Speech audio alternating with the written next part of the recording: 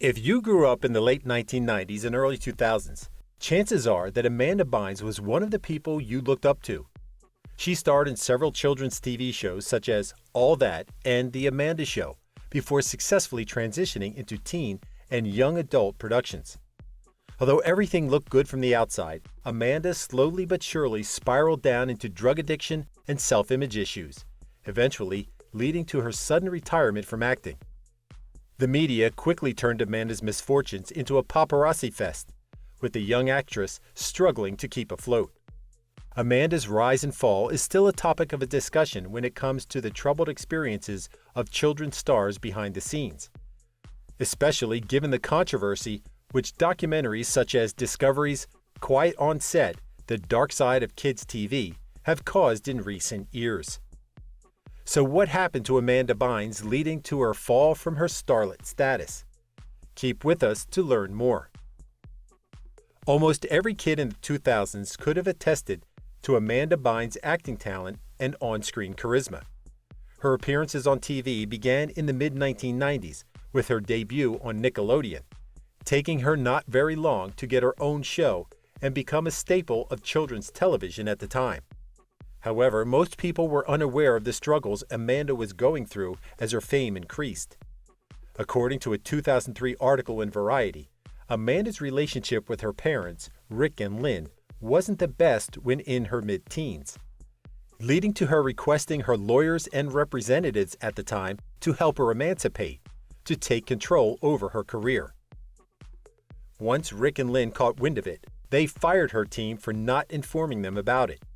The incident resurfaced amid the controversy caused by the 2024 documentary, Quiet on Set, The Dark Side of Kids TV, which had several former Nick stars and staff attesting to the mistreatment, discrimination, and sexual abuse they received on the set of many shows produced by Dan Schneider. Schneider defended himself in a YouTube video and confirmed his closeness to Amanda while she was young, claiming he and his wife tried to help the then-teen actress during her constant fight with her parents, which took place around the time that she sought emancipation.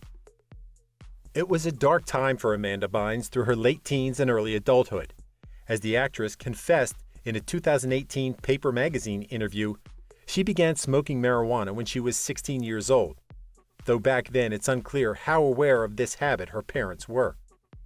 While Amanda admitted to smoking marijuana went against her good girl image at the time, it wasn't a fully fledged addiction for her at the time. A couple of years later, she began consuming ecstasy and even tried cocaine a couple of times, but didn't become addicted to the latter because it didn't get her high, as she told Paper magazine.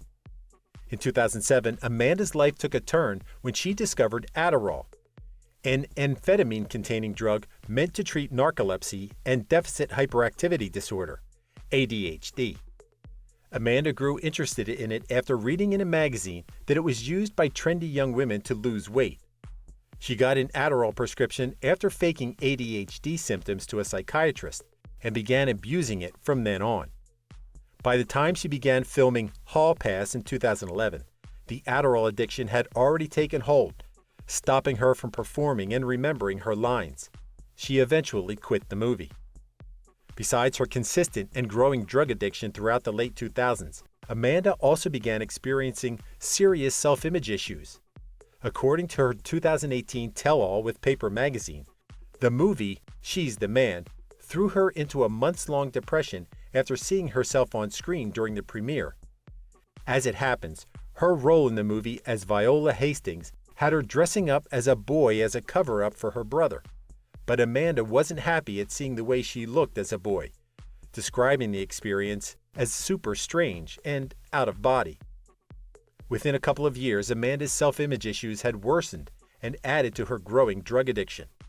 One of the reasons she left Hall Pass was because she couldn't stand seeing her image on screen, a sentiment which came to its peak with her last movie, Easy A, leading her to quit acting altogether, announcing her decision through an infamous Twitter, now X, post.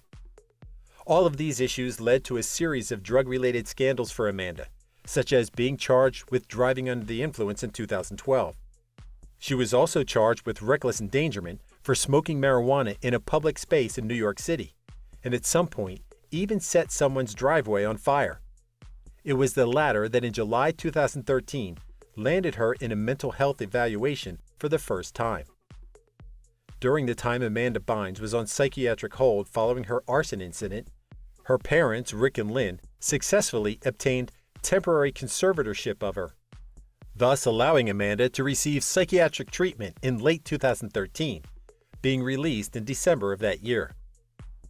While Amanda didn't go to jail for her marijuana smoking episode, she still went through a lot of tough situations in the months following her rehab release.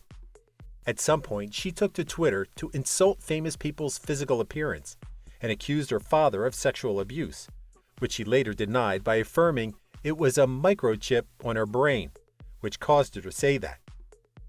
After a series of public scandals, she started on social media platforms and her reckless behavior in public, and was then put into a conservatorship in late 2014.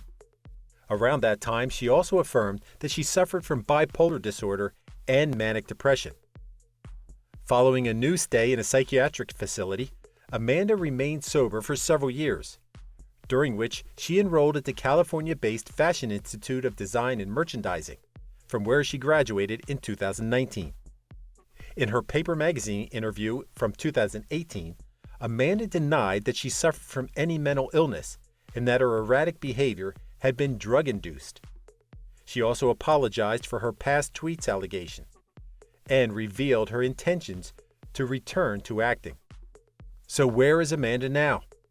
Shortly after release of her Paper magazine interview, the media reported that she'd relapsed and re-entered rehab. This was vehemently denied by her lawyer, though, affirming that Amanda wasn't dealing with an addiction and was instead seeking psychiatric treatment at a facility. In 2022, Amanda Bynes ended her years-long conservatorship after being deemed capable of making her own decisions. The news was welcomed by her family and friends, who were ecstatic at seeing her improvement. In early 2023, Amanda willingly entered a psychiatric facility twice after suffering from psychotic episodes.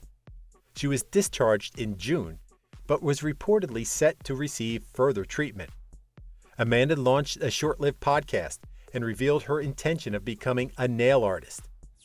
These days, Amanda has an active Instagram account, but nothing else is known about any current projects. All in all, it's been difficult to see Amanda going through so many difficulties. So there's nothing else for us to say other than to wish that she stays healthy and continues to do well. Thank you for spending some time with us. Make sure to like and subscribe so you never miss another video. We also handpick these videos, which we recommend you watch next. You can talk to us on all social medias or ask a question in the comments below. Thank you for being with us, and we'll see you back tomorrow.